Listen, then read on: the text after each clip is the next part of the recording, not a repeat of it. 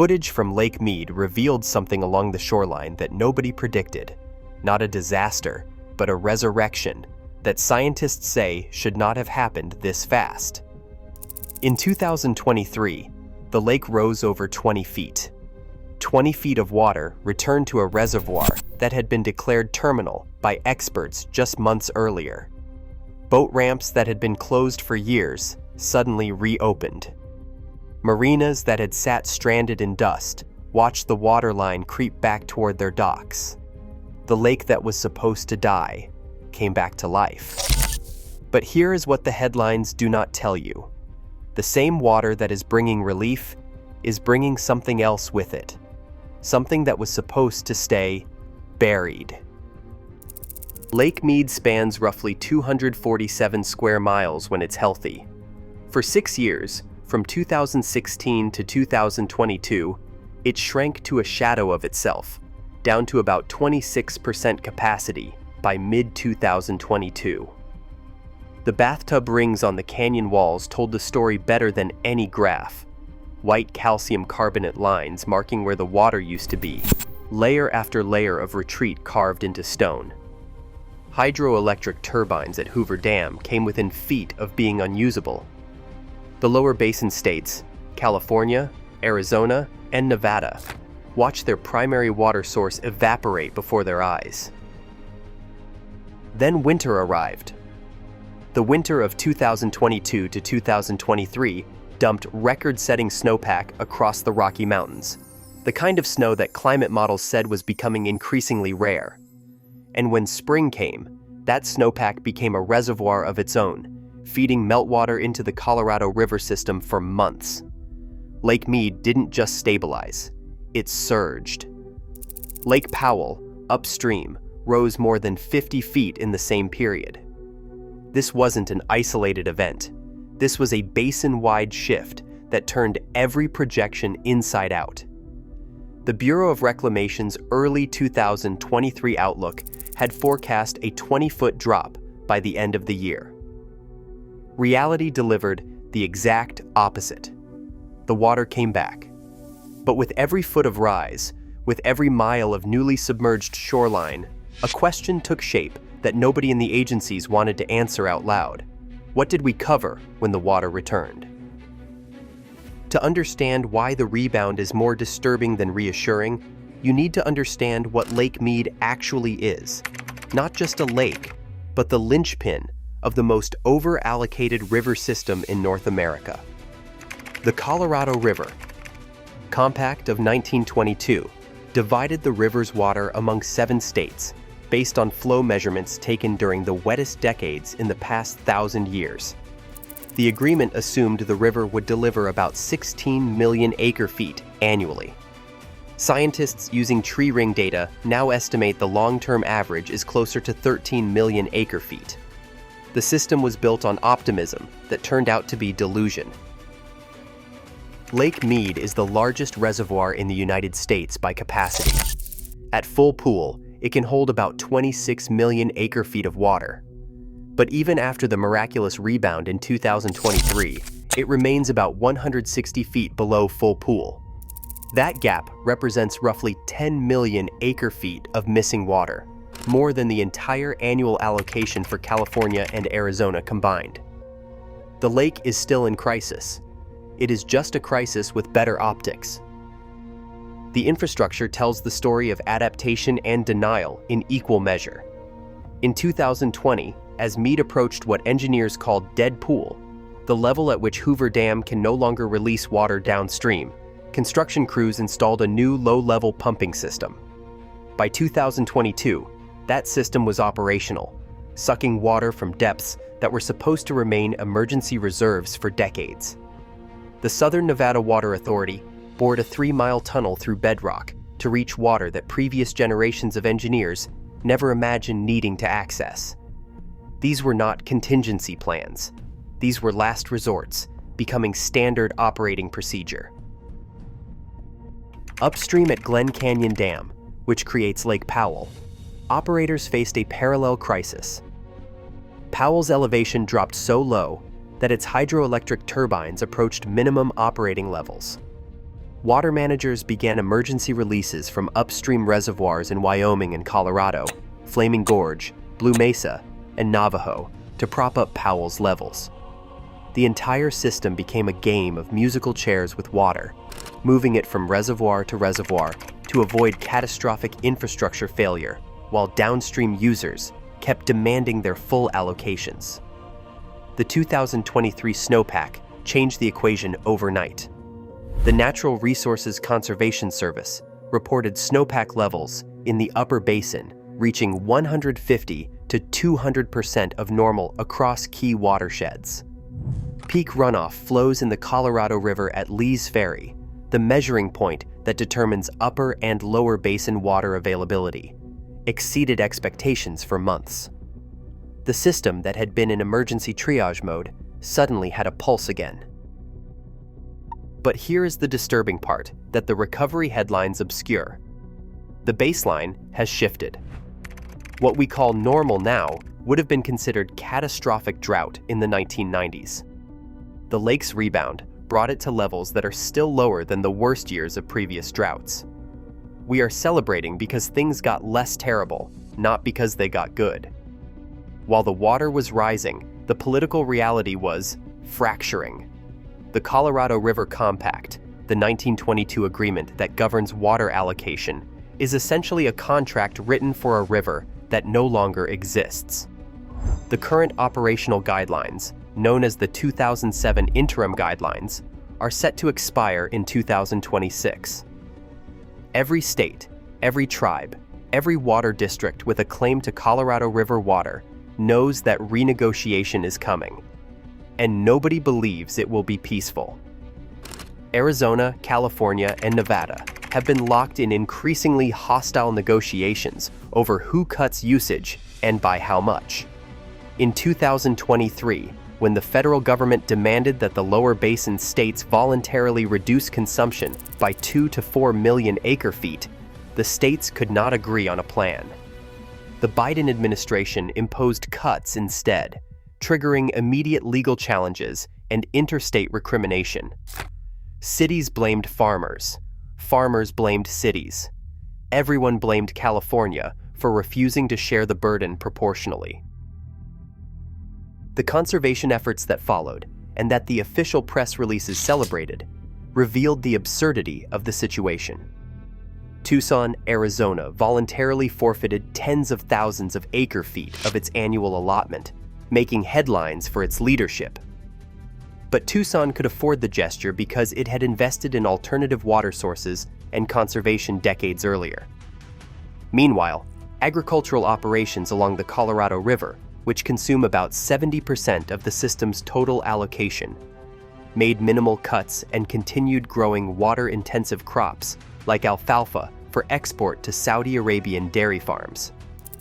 Nevada explored residential water limits of about 163,000 gallons per year per household, strict by American standards, but still astronomical by global measures. The state banned non-functional grass, the ornamental lawns that serve no purpose beyond aesthetics. Yet the Bellagio fountains in Las Vegas still shoot water hundreds of feet into the desert air, and golf courses still carpet the valley floor in imported Kentucky bluegrass. The conservation was real, but performative, enough to claim progress while avoiding structural change. The bitter truth is that everyone saw the 2023 rebound as a reprieve from hard decisions rather than a reason to accelerate them. Water managers began to speak optimistically about wet cycles and climate variability instead of acknowledging the long-term trend. The snow that saved Lake Mead in 2023 became an excuse to delay the reckoning that every model says is inevitable. And that delay? That is when the water began to reveal what was waiting along the shoreline. For 6 years, as Lake Mead shrank, the receding waterline exposed things that had not seen sunlight in decades. Marinas became ghost towns sitting on dried mud flats. The lakebed near Boulder Beach revealed entire campsites from the 1950s, complete with rusted cars and buried boats. Human remains emerged from the sediment with disturbing regularity, bodies that had been submerged since the reservoir's early days, their stories unknown, their presence a reminder of everything the lake had swallowed. When the water returned in 2023, it reflooded those artifacts, those shorelines, those secrets. And it did something else. It created new contamination pathways that scientists are only beginning to measure. The Las Vegas Wash, the primary drainage channel that funnels treated wastewater, urban runoff, and industrial discharge into Lake Mead, became a focal point of concern. For decades, as the lake shrank, the wash's outflow created a growing delta of contaminated sediment at the confluence point. Perchlorate, a rocket fuel component and industrial contaminant, accumulated in concentrations that exceeded safe drinking water standards in some samples. Heavy metals from decades of mining operations upstream settled into sediment layers. Microplastics from urban runoff became embedded in the lake bed. As the water rose, it did not wash these contaminants away. It remobilized them. The churning action of waves, the thermal stratification of the lake, and the biological activity in newly reflooded sediments all created conditions for contaminants to enter the water column in ways that static, low water conditions had prevented. The lake was becoming an active chemical mixer, stirring together decades of accumulated pollution. The National Park Service issued warnings about newly submerged hazards, old structures, submerged vehicles, and debris fields from demolished marinas. But the biological threats were more insidious. Quagga mussels, invasive species that had colonized Lake Mead years earlier, found newly submerged surfaces to colonize. Their spread accelerates with rising water because boats can access previously dry-docked areas, carrying mussel larvae to new territory on their hulls. The mussels filter water at extraordinary rates, concentrating toxins in their tissues and disrupting the entire food web. There is another concern that water managers discuss only in closed meetings: the structural integrity of facilities that were exposed during the drought. Intake pipes, pumping stations, boat ramps, and docks spent years in conditions they were not designed for, baking in desert heat and subjected to freeze-thaw cycles without the insulation of water. When the lake refilled, these structures were suddenly operational again, but engineers do not have good data on their condition after prolonged exposure. The low-level intake system that Southern Nevada spent hundreds of millions building is untested at higher lake levels. Nobody knows if sediment patterns will change in ways that clog intakes, or if structural stress from variable water pressure will cause failures. But the most disturbing issue is not what the water covered, it is what the coverage obscured. With the waterline higher, public attention shifted. The media narrative became that Lake Mead is recovering, even though the reservoir remains in historically low condition. The sense of urgency evaporated with the drought. Conservation campaigns lost momentum. Political will for structural reform disappeared. The water's return created the perfect conditions for complacency. And then there is a deeper pattern that nobody wants to acknowledge. This is not a recovery, it is a fluctuation. The 2023 rebound resulted from one extraordinary winter. Climate models project that such winters will become less frequent as warming continues, while the baseline precipitation trend continues downward. What happened in 2023 was an anomaly, a statistical outlier that officials are treating as evidence of resilience rather than what it actually is: a temporary reprieve in a long-term decline. The scientists who monitor Lake Mead do not speak in certainties anymore. They speak in probabilities, scenarios, and error bars that keep expanding. The tools they use to predict the future, hydrological models, climate projections, and snowpack forecasts, are built on historical data that is becoming increasingly irrelevant. The Bureau of Reclamation uses models like the Colorado River Midterm Modeling System, which projects reservoir levels based on multiple variables: anticipated snowpack, temperature trends, upstream reservoir operations, and downstream demand. In early 2023, these models predicted continued decline. They were catastrophically wrong, not because the models were poorly designed, but because the climate system is entering a regime that has no historical analog. Tree ring studies extending back more than 1,000 years show that the Colorado River Basin has experienced megadroughts lasting decades, far longer than anything in the instrumental record. But those droughts occurred in a cooler climate.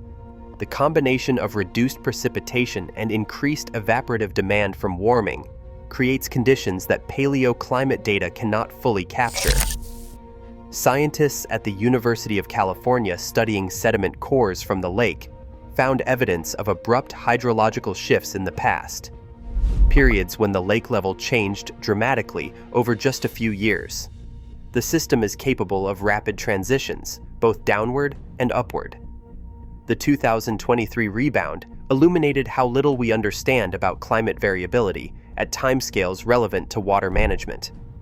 A single winter of heavy snow produced effects that cascaded through the entire system for months.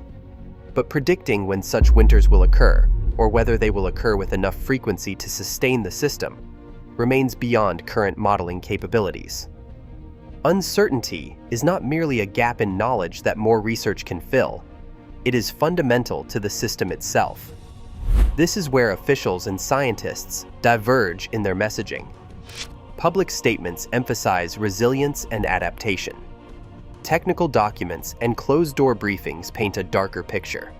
The Colorado River system is managed on assumptions that are no longer valid, and nobody has a viable plan for transitioning to assumptions that match reality. The uncomfortable truth is that Lake Mead's recovery exposed the fragility of our forecasting ability.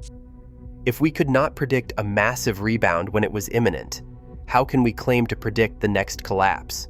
How can we design infrastructure, negotiate treaties, or make policy when the baseline keeps shifting? As the political deadline approaches, 2026, when current water-sharing agreements expire, the proposals being floated reveal just how desperate the situation has become. One proposal involves fundamentally altering the operations of Glen Canyon Dam. Environmental groups have argued for years that the dam should be bypassed or decommissioned, allowing the Colorado River to flow more naturally through Glen Canyon and reducing evaporative losses from Lake Powell. Proponents note that Powell loses about 600,000 acre-feet per year to evaporation, water that could flow downstream to Mead instead. The proposal is logistically feasible. Water could be piped around the dam or released through existing bypass tubes. But the political and economic consequences are staggering. Glen Canyon Dam generates over 4 billion kilowatt hours of electricity annually, powering communities across the Southwest. Losing that generation capacity would require replacement with other sources, likely natural gas or large-scale solar installations costing billions. The tourism economy of Page, Arizona, built entirely around Lake Powell, would collapse. The Upper Basin states view Glen Canyon as their storage insurance policy, and they would never voluntarily surrender it to benefit Lower Basin states. Another proposal involves aggressive water markets, allowing agricultural users to lease or sell water rights to urban areas at market rates. In theory, this would incentivize efficiency by putting a price signal on water waste. In practice, it would trigger the largest rural-to-urban wealth transfer in American history, potentially depopulating agricultural regions while enriching large corporate farms that could exploit the system. The political fallout would be catastrophic. Then there is the technological fantasy, large-scale desalination. California and Arizona have explored partnerships to build desalination plants along the Pacific coast or the Gulf of California, using the resulting fresh water to reduce Colorado River dependency. But desalination is energy-intensive, environmentally problematic, and requires decades to implement at scale. It is a solution for 2050, not for the crisis unfolding now. What none of these proposals address is the fundamental mismatch. The Colorado River Compact allocates 16 million acre-feet of water annually, but the river delivers an average of 13 million. Even in wet years like 2023, when runoff is exceptional, Meeting all legal obligations requires depleting reservoir storage. The system is structurally insolvent, and every proposal amounts to rearranging deck chairs rather than acknowledging that the ship is sinking. The negotiations themselves have become a spectacle of bad faith. States demand that others cut usage while protecting their own allocations. Tribal nations, whose senior water rights predate all state claims, are increasingly asserting demands that could upend existing arrangements. Environmental groups sue to enforce Endangered Species Act protections for fish populations, threatening to impose operational constraints that would reduce water deliverability. Every stakeholder has a legal claim. Every claim is incompatible with every other claim. The math does not work. And through all of this, Lake Mead sits about 160 feet below full pool. Its rebound celebrated as proof that we made it through, when in fact, we are still falling, just at a momentarily slower rate. The real question about Lake Mead's recovery is not whether it is good news, it is whether the recovery itself is the most dangerous thing that could have happened. If the lake had continued to decline in 2023, if the crisis had deepened, political will for radical change might have materialized. The 7 states might have been forced to negotiate in good faith. Urban users might have accepted permanent cutbacks. Agricultural interests might have faced reality. The emergency would have created conditions for transformation. Instead, the reprieve gave everyone an excuse to avoid hard choices. People said, "See, the system works. We just need to ride out the dry years." That narrative, comforting and false, now dominates planning assumptions. The wet winter of 2022 to 2023 became evidence of resilience rather than what it was, random chance in a chaotic system. Now the lake sits in a kind of purgatory, low enough to be alarming, high enough to avoid panic. The infrastructure built during the crisis, the deep intake systems, the emergency pumps, the conservation mandates, remains in place, creating an illusion of preparedness. We have adapted to dysfunction rather than solving it. The broader pattern is even more disturbing. We are learning to accept ecological collapse as manageable rather than preventable. The Colorado River no longer reaches the sea most years. Its delta ecosystem has been destroyed. Because that happened gradually over decades, it is treated as normal rather than catastrophic. Lake Mead's recovery to 160 feet below full is celebrated because we have redefined success downward so many times that any improvement feels like victory. Who benefits from this narrative? Not future generations who will inherit a system even more degraded. Not the ecosystems that depend on the river. Not the communities downstream in Mexico whose water rights are ignored. The beneficiaries are those who profit from maintaining the status quo.